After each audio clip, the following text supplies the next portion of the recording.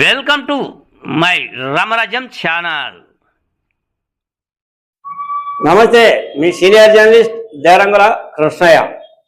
ఈరోజు ప్రధాన అంశం లడ్డూ లడాయి తేలనుందా, వివేక గొడ్డలి కేసు గోడు తీరనుందా అనే అంశంపై విశ్లేషణ. ఈ విశ్లేషణ మీరు చూసే ముందుగా మీరు నా ఛానల్ లైక్ చేయండి, షేర్ చేయండి, ఆ తర్వాత సబ్స్క్రైబ్ చేయండి. మీరు నా ఛానల్ లైక్ చేసి షేర్ చేసి సబ్స్క్రైబ్ చేయడంతో పాటు ఇదే వీడియో చాలామందికి పంపిస్తే ఇంకా చేరేందుకు అవకాశం మీరే కల్పించినట్టు ఉంటుంది.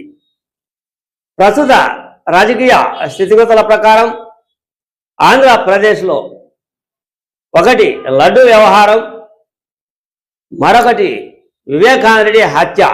ఆ విషయాలు ఈరోజు పెద్ద చర్చాంశనీయం అయ్యాయి. మొదట లడ్డు విషయానికి వస్తే, లడ్డు అంశం తిరుమల తిరుపతి దేవస్థానం వెంకటేశ్వర స్వామి లడ్డు అది చాలా రసాయనాలతో కలిపి లడ్డును తయారు చేశారని, ఇది స్వామివారి భక్తులను చాలా అవమానపరిచినట్లు అని లక్షలాది మంది భక్తులు వారితో చెలగాటం ఆడినట్లు అని తిరుమల తిరుపతి లడ్డు వ్యవహారం, అసలు నెయ్యి సరఫరా విషయంలో ఎన్నో రకాలైన ఆరోపణలు ఉన్నాయి అని సిబిఐ సిట్టు దర్యాప్తులు జరుగుతుండగా ఈ వ్యవహారం వైకాపా నేతలు దాన్ని కొట్టి పారేసే విధంగా వాళ్ళు కూడా సమర్థించుకుంటూ ఉన్నారు. ముఖ్యంగా వైకాపా నేతలు ఏమంటున్నారు, లడ్డూ విషయంలో కల్తీ జరగలేదు, అసలు లడ్డూలో నెయ్యే వాడలేదు, ఇంకా కల్తీ ఎక్కడి నుంచి వచ్చిందని మితండవాద ప్రశ్నలు వేస్తున్నట్లు సోషల్ మీడియాలో వార్తా కథనాలు వస్తూ ఉన్నాయి.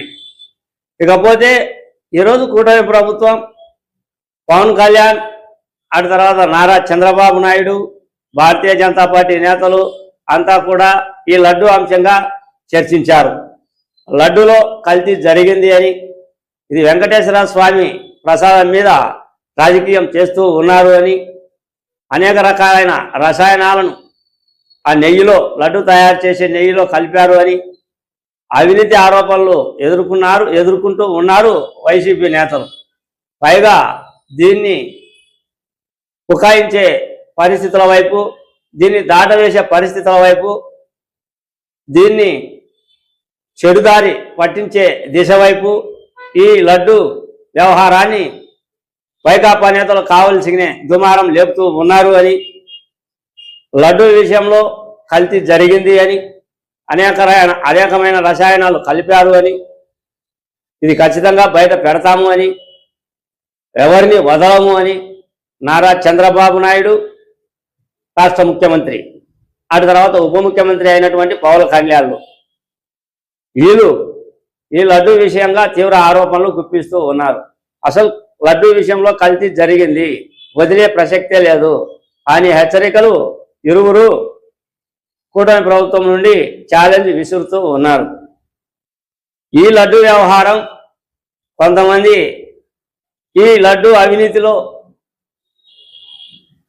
కొంతమంది ఈ కేసుకు సంబంధించి ఇరుక్కోవడం, కొంతమంది ఈ కేసుకు సంబంధించి మేము తప్పు చేశాము అని అప్రూవర్గా మారడం జరుగుతుంది అని అనేక దినపత్రికల్లో, సోషల్ మీడియాలో ఈ వార్తా కథనాలు కూడా వస్తూ ఉన్నాయి.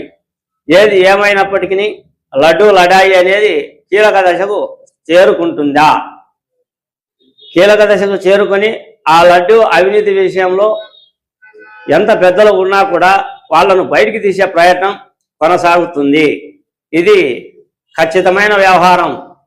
కూటమి ప్రభుత్వం అంతా ఏకమై దిశానిర్దేశాలు వాళ్ళు మాట్లాడుకున్నారు కాబట్టి ఈ చర్చ కీలక దశకు, లడ్డు లడాయి అంశం కీలక దశకు చేరుకుంటుందా? ఈ విషయాన్ని పక్కన పెడితే రెండవ అంశం వివేకానందరెడ్డి హత్య అంశం. వివేకానందరెడ్డి హత్య అంశంగా ఖచ్చితంగా ఈరోజు సుప్రీంకోర్టు కొన్ని విషయాలను వెల్లడించింది అని, ఇది కూడా సోషల్ మీడియాలో హల్చల్ వార్తా కథనాలు అవుతూ ఉన్నాయి. వివేకానంద హత్య కేసు విషయంలో నెల కాదు ఇంకా ముందుగానే, నెల రోజులు కాకుండా ఇంకా ముందుగానే ఈ కేసు విషయం విచారణ తేల్చాలి అని సుప్రీంకోర్టు చెప్పినట్లు ఇది కూడా వార్తా కథనం వస్తూ ఉంది. ఇంకా ఎవరైనా ఉంటే ఈ కేసు అంశంగా వాళ్ళను కూడా పిలిపించాలి అని,